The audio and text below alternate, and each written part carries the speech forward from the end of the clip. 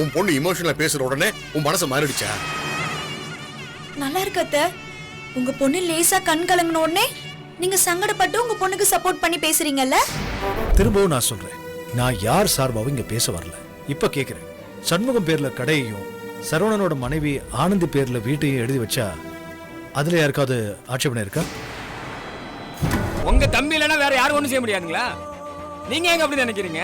இந்த ஏசில்னு ஒண்ணு உருவாயிருக்குன்னா அது உங்க தம்பி ஒண்ணு காரணம் இல்ல, நானும் என் பொண்ணு தான்.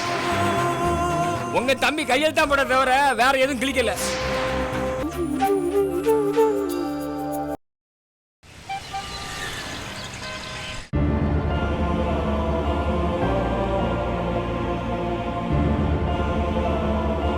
அண்ணே,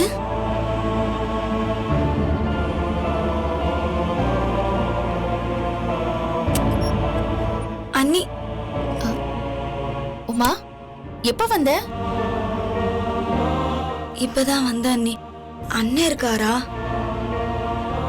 என்ன விஷயம் சொல்லு. வெளியில போயிருக்காரு, இப்ப வந்துருவாரு. ஆமா, ஏன் ஒரு மாதிரியா இருக்க? ஏதாவது பிரச்சனையா? சொல்லு உமா, சொல்லு, என்னாச்சு? இல்ல, அண்ணன் கிட்டயும் உங்க கிட்டயும் ஒரு முக்கியமான விஷயம் பேசிட்டு போலான்னு வந்தேன். ஆமா, வா. அடுத்து யார் நடுத்தர்ல உட்கார்ந்து இருக்காங்க? சொல்லு. தோ பாரு, மாப்பிளே வந்துட்டாரு. ரெண்டு பேரும் சேர்ந்து பஞ்சாயத்து பண்ணி வச்சுட்டு வாங்க, போங்க. என்ன உங்களுக்கு ஒரு வேலையே இல்லையே? இதானே வேலை. அவ ஏதோ முக்கியமான விஷயம் பேச வந்திருக்கா, கொஞ்சம் சும்மா இருங்க. என்னாச்சு சொல்லு. உமா, என்னாச்சு? நான் பேசுறதா வேண்டாமான்னு எனக்கு தெரியல. ஆனா என்னால பேசாம இருக்க முடியாது. ஆனந்த் அன்னைக்கு பிரச்சனைன்னு சொன்னதும் ரெண்டு பேரும் தலையிட்டு ஒரு முடிவுக்கு கொண்டு வரணும்னு நினைச்சீங்கல்ல, அந்த மாதிரி எனக்கும் நிறைய பிரச்சனைகள் இருக்குன்னு. ஏமா, உன் புருஷன் வெளிநாட்டுல தானே இருக்கிறான், அங்கேருந்து அப்படியே எவ்வளையாவது கூட்டிட்டு ஓடிட்டானா? அம்மா, கொஞ்சம் பேசாம இருங்க. என்ன பிரச்சனை சொல்லு உமா. ஒன்னு இல்ல, ரெண்டு இல்லன்னு ஏகப்பட்ட பிரச்சனை இருக்கு. என் கல்யாணத்துக்கு பிறகு எனக்கு தர வேண்டியதை நீங்க தரவே இல்ல. ஆரம்பத்துல கடை வச்சு தரேன்னு சொன்னீங்க, அதையும் செய்யல. அவரும் ஃபாரின் போயிட்டாரு. அவருக்கு படிப்பு பெருசா இல்லாததுனால அவருக்கு எதிர்பார்த்த சம்பளம் அவருக்கு அங்க கிடைக்கல. அது மட்டும் இல்ல, அவர் போய் இவ்வளவு நாள் ஆகியும் அவர் வாங்குற சம்பளம் அவருக்கே பத்தல. அவர் எனக்கு ₹1 கூட அனுப்பல இது வரைக்கும். அண்ணன், எனக்கு எக்கச்சக்கமான ப்ராப்ளம்னு. அவர் ஊருக்கு போகும்போது அவருக்காக என் நகை, என் மாமியார் நகை எல்லாத்தையும் பேங்க்ல வச்சிட்டோம். இது வரைக்கும் அதுக்கு இன்ட்ரெஸ்டே கட்டல. எங்க வீட்டு நிலைமை உங்களுக்கு தெரிஞ்சிருக்கும். எங்க குடும்ப செலவெல்லாம் பாக்குறதே பானு தான். என் மாமனார், மாமியார் எல்லாருமே அவங்க கையை எதிர்பார்த்துதான் இருக்கும். இப்ப அவருக்கு அங்க ரொம்ப பிரச்சனையாயிடுச்சு.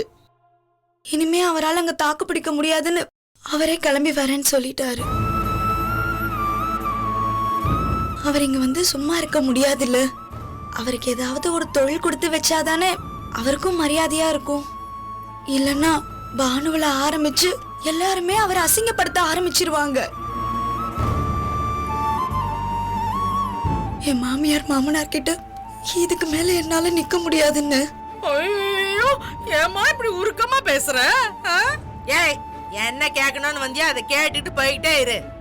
நான் ஏதாவது பேசினேன்னு வச்சுக்கேன், தா என் பொண்ணுக்கு பிடிக்காது. நீ என்ன சொல்லணும்னு வந்திருக்கிறிய சொல்லு. அதான் உன் விஷயத்த காது கொடுத்து கேக்குறதுக்கு ரெண்டு இழிச்ச வாங்கி இருக்காங்கல்ல, சொல்லு. நான் ஒன்னும் உங்ககிட்ட உதவி கேட்டு வரல. எனக்கு சேர வேண்டிய பங்கு பிரிச்சு கொடுத்தா நல்லா இருக்கும். ஏய், இப்ப இருக்கிற நிலைமையில என்ன பேசிட்டு இருக்க நீ?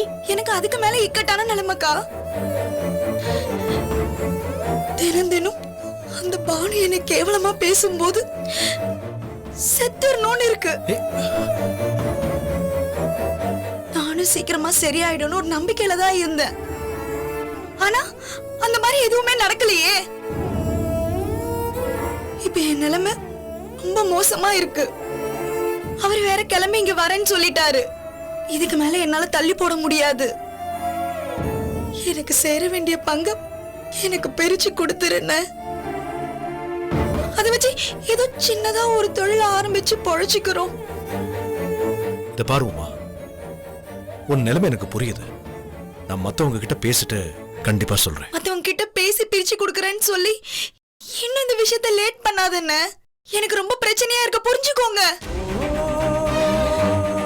உங்களுக்கு என் நிலைமை புரியும்னு நினைக்கிறேன். சீக்கிரம் ஒரு நல்ல முடிவா சொல்லுங்க. சரிம்மா, நான் சொல்றேன். சரி, நான் வரேன்னு. வரேன். வா. நான் அன்னைக்கே சொன்னேன்ல, அந்த ஆனந்திக்கு ஒரு பிரச்சனைன்னு சொன்ன உடனே ஓடுனீங்கல்ல. இன்னைக்கு அவளை பார்த்துட்டு அவ வரிசையில வந்து நிக்கிறா எனக்கும் பிரச்சனைன்னு. போங்க, இவ பிரச்சனையும் தீர்த்து வைங்க. அப்புறம் அந்த வளர்மதி வருவா, அதுக்கப்புறம் அந்த வைஜெயந்தி வந்து நிப்பா. ஒவ்வொருத்தரோட பிரச்சனையா தீர்த்து வைங்கப்பா, இதானே உங்களுக்கு வேலை. ஐயோ ஐயோ, உங்க தலையில எல்லாரும் நல்லா மிளகு அரைக்கிறாங்க. ஆனா உங்களுக்கு எதுவுமே புரிய மாட்டேங்குது. நான் சொல்றதையும் கேட்க மாட்டேங்கிறீங்க. பட்டாதான் உங்க ரெண்டு பேத்துக்குமே புரிய போகுது. பாத்துக்கிட்டே இருங்க, உங்க ரெண்டு பேத்தையும் அந்த கடவுள் தான் காப்பாத்தணும். ஆமா, என்னமோ பண்ணிட்டு போங்க. எதை சொன்னாலும் ஏத்துக்க மாட்டேங்கிறீங்க.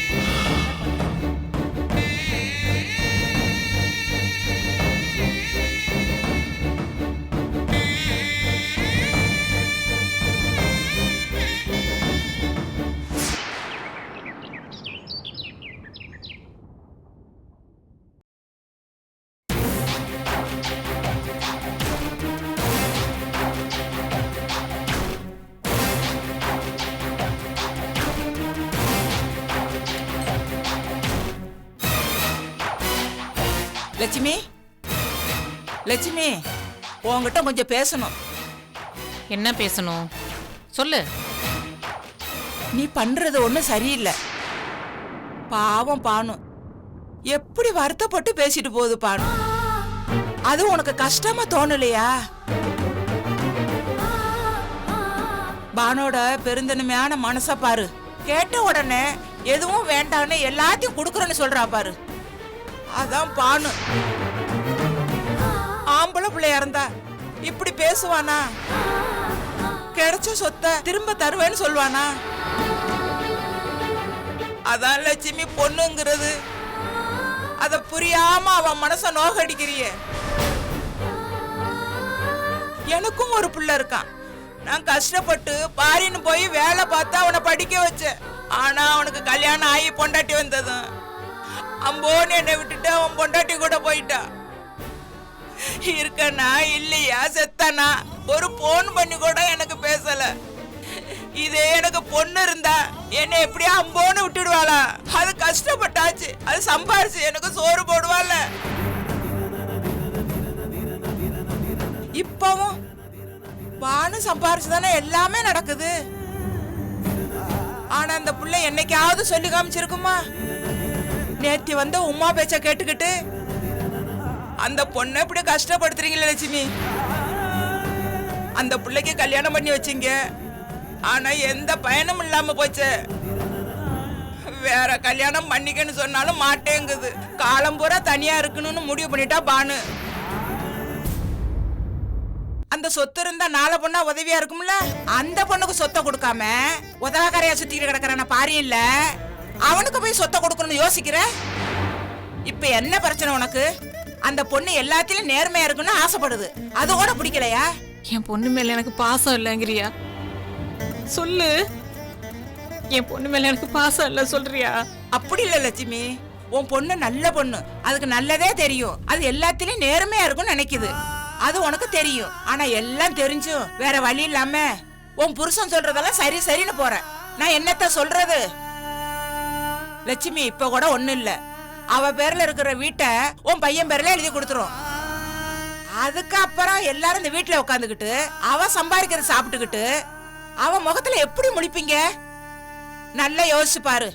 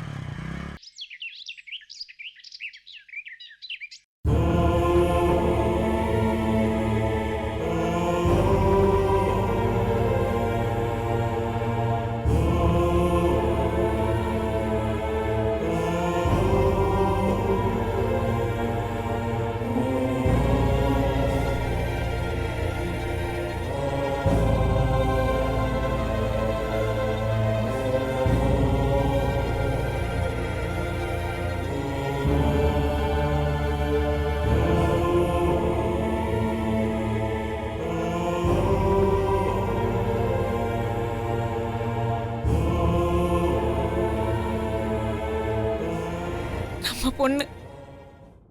அவகிட்ட போய் இப்படி பட்டுன்னு பேசுனது சரியில்லைங்க. என் மனசுக்கு ஒரு மாதிரி இருக்கு.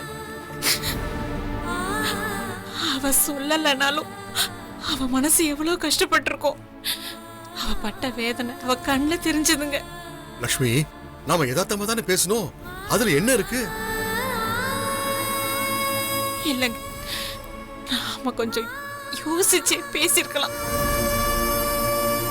அவ எப்படி பேசினா பாத்தீங்கல்ல? அவளுக்கு மொத்தமா எதுவுமே வேண்டாம், ஒதுங்கிக்கிறேன்னு சொன்ன மாதிரி பேசினா. எனக்கு என்னமோ பயமா இருக்குங்க.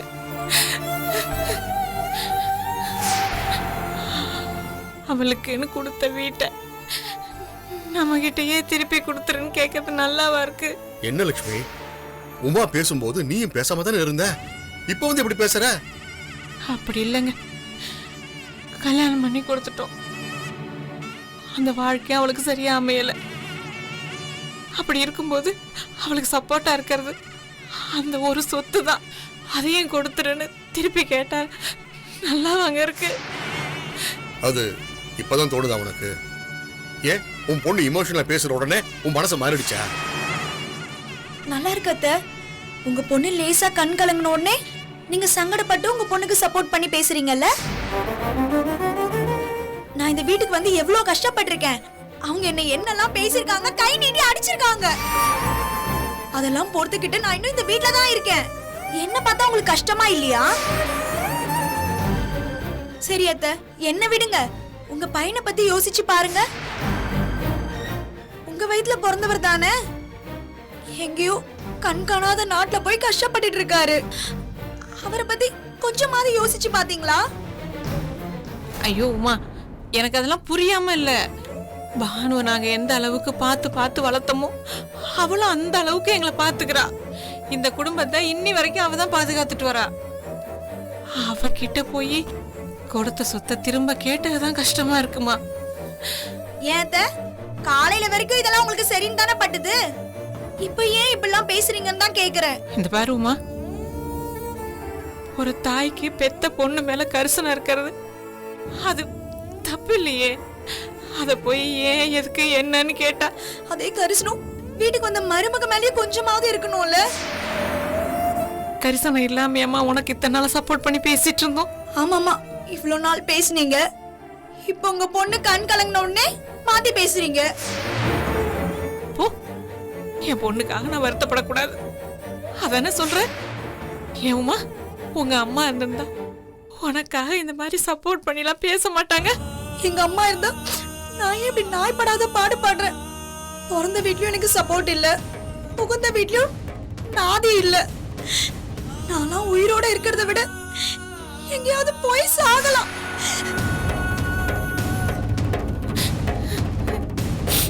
என்ன லட்சுமி, அந்த பொண்ணு மனசு கஷ்டப்படுற மாதிரி ஏன் இப்படி பேசுற? உனக்கு கொஞ்சமாவது அறிவு இருக்கா? சீ.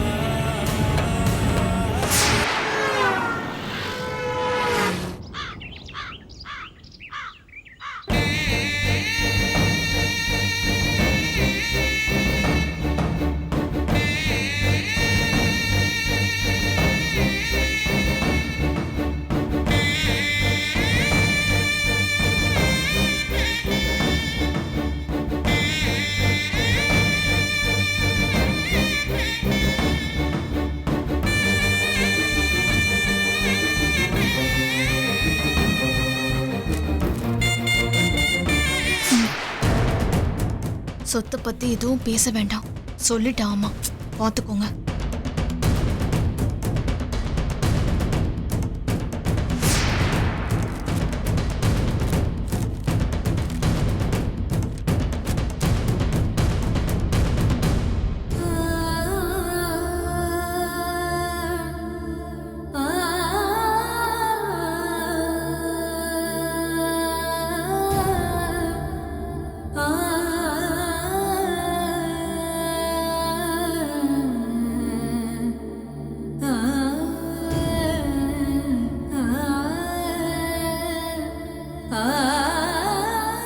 இந்த குடும்பம் நல்லா இருக்கணும்னு தான் நானும் மீனாட்சியும் ஒவ்வொரு முறையும் நினைக்கிறோம். நாங்க என்னைக்குமே எல்லாரும் தனித்தனியா இருக்கணும்னு நினைச்சதில்ல.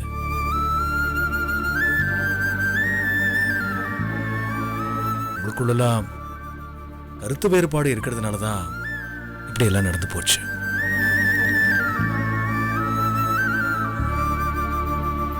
இந்த பாருங்க, சொத்தை பிரிக்கிறதுல உங்களுக்குள்ள நிறைய பிரச்சனை இருக்கு. இதெல்லாம் நாளைக்கு வெளியே தெரிய போறதில்ல.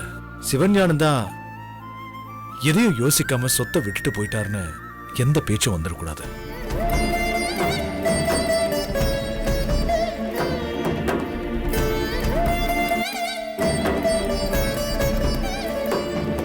நானும் மீனாட்சியும் திரும்ப இந்த வீட்டுக்கு வரக்கூடாதுன்னு தான் நினைச்சோம். எங்க மனசுலயும் சில உணர்வுகள் இருக்கு இல்லையா? அதுக்கு மதிப்பில்லைன்னு தான் எங்களுக்கு ஆதங்கம். நாங்க வராம இருந்தோம். எங்களை நம்பி எதுவும் வேண்டான்னு எங்க பின்னாடி வந்தவங்க கூட இத எதிர்த்தாங்க.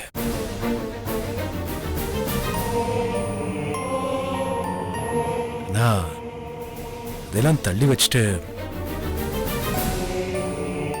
நாங்க இப்ப பேச வந்திருக்கோம். தயவு செஞ்சு எல்லாரும் கொஞ்சம் பொறுத்துக்கங்க.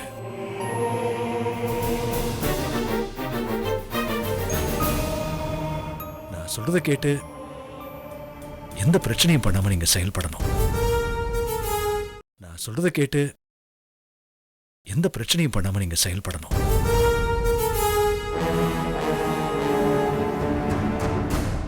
இது பாரு ஆனந்தி, உனக்கும் உன் புருஷனுக்கும் உள்ள பிரச்சனை யாராலையுமே சரி பண்ண முடியல.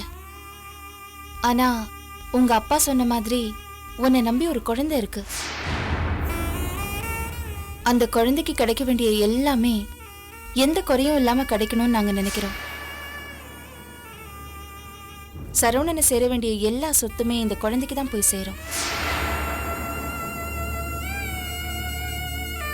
அண்ணி, அப்படி செஞ்சா சரவணன் கையெழுத்து போட்டு கொடுப்பாரா? கையெழுத்து போட்டு கொடுத்தாகணும். அவனுக்கு இந்த வாழ்க்கை வேண்டான்னு உதறி சொல்லிட்டு போக தெரிஞ்சது இல்ல. அதனால இந்த குழந்தைக்கு சொத்து எழுதி வைக்கிறத தடுக்கிறதுக்கு அவனுக்கு எந்த உரிமையும் இல்லை. ஆனந்தியோட குழந்தை கைராசி குடும்பத்தோட வாரிசு.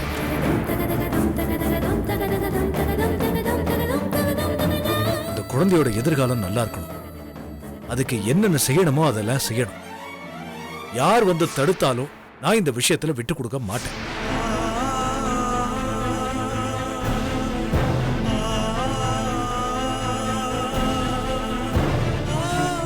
பாருங்க, நான் யார் சார்பாவும் பேசல செய்யல. அதை தயவு செஞ்சு நீங்க புரிஞ்சுக்கங்க.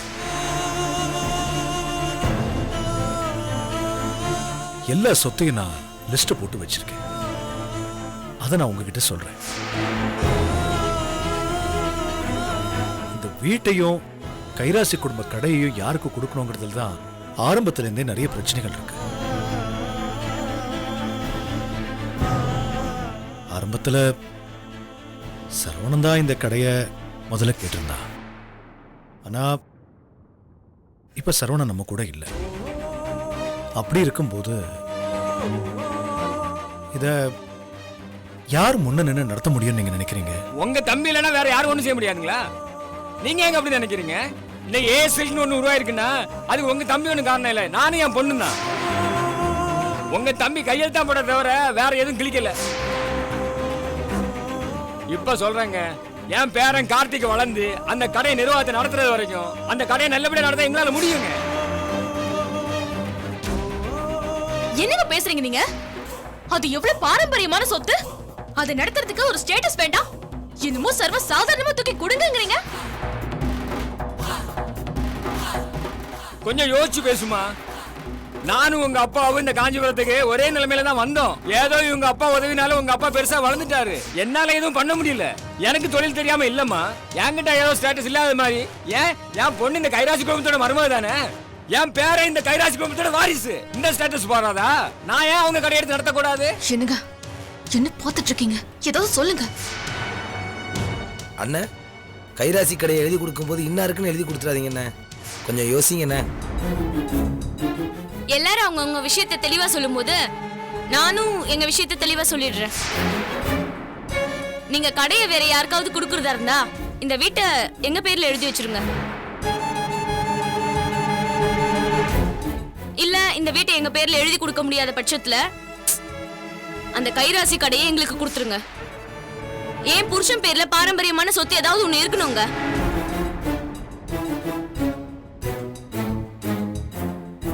இந்த வீட்டுக்கு மூத்தவர் நீங்க எதுவும் வேணான்னு தெளிவா சொல்லிட்டு போயிட்டீங்க. அப்படி பார்த்தா உங்களுக்கு அடுத்த ஸ்தானத்துல இருக்கிறது ஏன் புருஷன் தானே. அவர் பேர்ல ஏதாவது ஒண்ணு எழுதி கொடுங்க. நல்லா பேசுறீங்க, நீ நல்லா பேசுறீங்க. இப்பதான் உங்களுக்கு சண்முக அண்ணே சிவஞான அண்ணனுக்கு அடுத்த ஸ்தானத்துல இருக்காருன்னு தெரியுது இல்ல? வீட்டுல எவ்வளவு பிரச்சனை நடந்திருக்கு. சண்முக அண்ணே ஏதாவது கேட்க வரும்போது நீங்க ஏன் தலையிறீன்னு பிரிச்சுட்டு போனீங்க. அப்போ அடுத்த ஸ்தானத்துல இருக்காருன்னு இப்பதான் தெரியுதா உங்களுக்கு? நல்லா பேசுறீங்க நீ. கொஞ்சம் எல்லாரும் சும்மா இருக்கீங்களா? இதெல்லாம் பேசணும்னு தான் அண்ணனை வர வச்சிருக்கோம். இப்படி ஆளாளு பேசிட்டு இருந்தா அவர் சொல்ல வந்ததை எப்படி சொல்லுவாரு? முதல்ல இந்த விஷயத்துல யாராவது விட்டு கொடுத்தாதான் நல்லா இருக்கும். எல்லாம் சுமூகமா நடக்கும். இப்படியே ஆளுக்காள் ஒவ்வொன்றா பேசிக்கிட்டு இருந்தீங்கன்னா எந்த தீர்வும் கிடைக்காது. திரும்பவும் நான் சொல்றேன், நான் யார் சார்பாவும் இங்க பேச வரல. இப்ப கேக்குறேன், சண்முகம் பேர்ல கடையையும் சரவணனோட மனைவி ஆனந்தி பேர்ல வீட்டையும் எழுதி வச்சா அதுல யாருக்காவது ஆட்சேபனை இருக்கா?